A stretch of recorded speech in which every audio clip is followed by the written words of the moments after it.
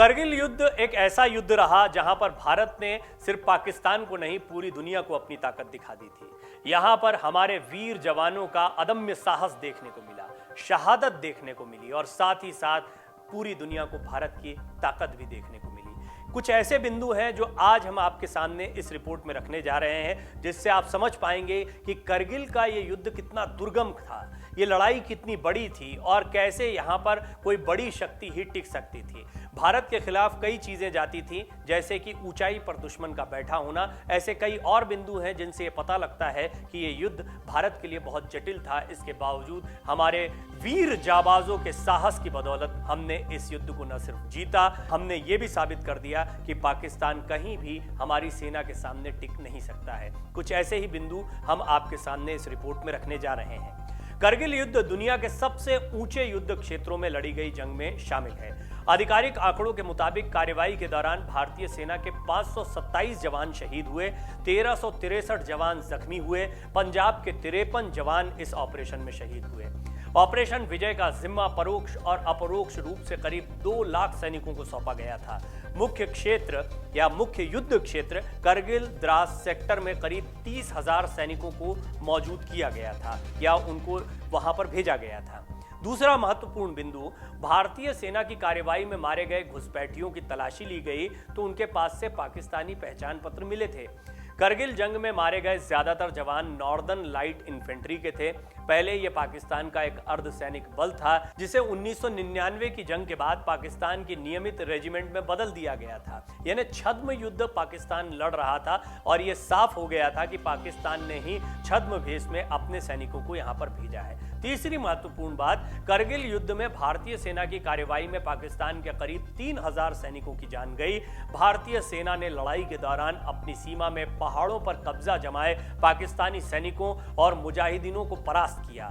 ISI के पूर्व अधिकारी शाहिद अजीज ने भी माना था कि इसमें नियमित पाकिस्तानी सैनिक शामिल थे, जिससे हमेशा पाकिस्तान बचता रहा या कम से कम करगिल युद्ध के दौरान तो पाकिस्तान बचता ही रहा। चौथी बड़ी बात यह रही इस युद्ध की कि पाकिस्तान के उर्दू डेली में छपे एक बयान में तत्कालीन पाकिस्तानी पीएम नवाज शरीफ ने इस बात को माना था कि करगिल युद्ध पाकिस्तानी सेना के लिए एक आपदा साबित हुआ। नवाज ने माना था कि पाकिस्तान ने इस युद्ध में 2700 से ज्यादा सैनिकों को खो दिया। रेड क्रॉस के मुताबिक युद्ध के दौरान पाकिस्तानी कब्जे वाले इलाकों में करीब 30,000 लोगों को अपने घर छोड़ने पड़े थे और भारतीय इलाकों में भी करीब 20,000 लोगों पर असर पड़ा था। पांचवी महत्वपूर्ण बात यह है कि कारगिल सेक्टर में लड़ाई शुरू होने से कुछ हफ्ते पहले जनरल परवेज मुशर्रफ ने एक हेलीकॉप्टर से नियंत्रण रेखा पार की थी और भारतीय भूभाग में करीब 11 किलोमीटर अंदर एक स्थान पर रात भी बिताई थी। मुशर्रफ के साथ 80 ब्रिगेड के तत्कालीन कमांडर ब्रिगेडियर मसूद असलम भी थे। एक रिपोर्ट के मुताबिक दोनों ने जिकरिया मुस्तकार नामक स्थान पर रात गुजारी थी। तो ये भी कम लोग जानते हैं कि परवेज मुशर्रफ जो है वो भारतीय सीमा में भी आए थे इससे पहले। छठी एक और दिलचस्प बात यह है या एक जानकारी ये भी है इस युद्ध के बारे में कि पाकिस्तान ने 1998 में परमाणु हथियारों का परीक्षण किया था। कई लोगों का कहना है कि करगिल की लड़ाई उम्मीद से ज्यादा खतरनाक थी। हालात को देखते हुए मुशर्रफ ने परमाणु हथियार तक का इस्तेमाल करने की तैयारी कर ली थी। पाकिस्तानी सेना करगिल युद्ध को 1998 से अंजाम देने की फिराक में थी।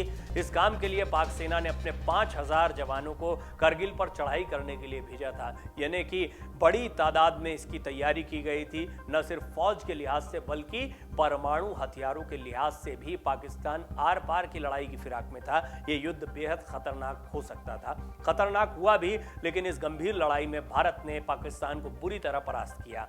सातवां महत्वपूर्ण बिंदु या एक दिलचस्प जानकारी यह है कि करगिल की लड़ाई के दौरान पाकिस्तानी एयरफोर्स के चीफ को पहले इस ऑपरेशन की खबर नहीं दी गई थी। जब इस बारे में पाकिस्तानी एयरफोर्स के चीफ को बताया गया तो उन्होंने इस मिशन में अपनी ही आर्मी का साथ देने से मना कर दिया था। या ये भी समझ सकते हैं कि पाकिस्तान की सेना को, उसके अधिकारियों को यह लग रहा था कि वो भारत के सामने टिक नहीं पाएंगे। आठवीं महत्वपूर्ण बात, भारतीय वायुसेना ने करगिल युद्ध में मिग लड़ाकू विमानों का प्रयोग किया था। मिग 27 की मदद से इस युद्ध में उन स्थानों पर बम गिराए गए जहां पाक सैनिकों ने कब्जा जमा लिया था। इसके अलावा मिग 29 करगिल में बेहद अहम साबित हुआ। इस विमान से कई ठिकानों पर R-77 मिसाइलें दागी गई थी। नवी महत्वपूर्ण बात, 8 मई को कारगिल युद्ध शुरू होने के बाद 11 मई से भारतीय वायुसेना की टुकड़ी ने इंडियन आर्मी की मदद करना शुरू कर दिया था। युद्ध में वायुसेना के करीब 300 विमान उड़ान भरते थे। कारगिल की ऊंचाई समुद्र तल से 16,000 से 18,000 फीट ऊपर है। ऐसे में विमानों को करीब 20,000 फीट की ऊंचाई पर उड़ना पड़ता था। ऐसी ऊंचाई पर हवा का घनत्व 30% से कम होता है। इन हालात में पायलट का दम विमान के अंदर ही घुट सकता है। कितनी खतरनाक लड़ाई थी, आप इस बात से अंदाजा लगा सकते हैं। 10वीं अहम बात, कारगिल युद्ध में तोपखाने यानी आर्टिलरी से 25 लाख गोले और रॉकेट दागे गए थे। जी हां, 25 लाख। 300 से ज्यादा तोपों, मोर्टार और रॉकेट लॉन्चरों ने रोज करीब 5,000 गोले फायर किए। लड़ाई के महत्वपूर्ण 17 दिनों में रोजाना हर आर्टिलरी बैटरी से औसतन 1 मिनट में 1 राउंड फायर किया गया। दूसरे विश्व युद्ध के बाद यह पहली ऐसी लड़ाई थी जिसमें किसी एक देश ने दुश्मन देश की सेना पर इतनी ज्यादा बमबारी की थी। हम आपको इस रिपोर्ट में यह भी बताते हैं कि कब क्या हुआ था। तारीखों के लिहाज से 3 मई 1999 एक चरवाहे ने भारतीय सेना को कारगिल में पाकिस्तान सेना के घुसपैठ पर कब्जा जमा लेने की सूचना दी थी। इसके बाद 5 मई को भारतीय सेना की पेट्रोलिंग टीम जानकारी लेने कारगिल पहुंची तो पाकिस्तानी सेना ने उन्हें पकड़ लिया और उनमें से 5 भारतीय सैनिकों की बेरहमी से हत्या कर दी गई। 9 मई को पाकिस्तानियों की गोलाबारी से भारतीय सेना का कारगिल में मौजूद गोला बारूद का स्टोर नष्ट हो गया था। 10 मई को पहली बार लद्दाख का प्रवेश द्वार यानी द्रास, काकसार और मुश्को सेक्टर में पाकिस्तानी घुसपैठियों को देखा गया था।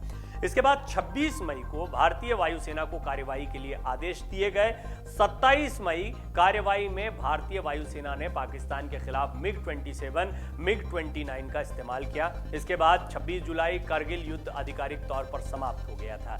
भारतीय सेना ने पाकिस्तान के नापाक इरादों को धूल में मिलाकर जीत हासिल कर ली। डाउनलोड करें अमर उजाला ऐप और पाएं खबरें लगातार। अगर आप ये वीडियो YouTube पर देख रहे हैं तो हमारे चैनल को सब्सक्राइब करें और बेल आइकन को दबाना ना भूलें। अगर आप Facebook पर ये वीडियो देख रहे हैं तो हमारे पेज को लाइक करें।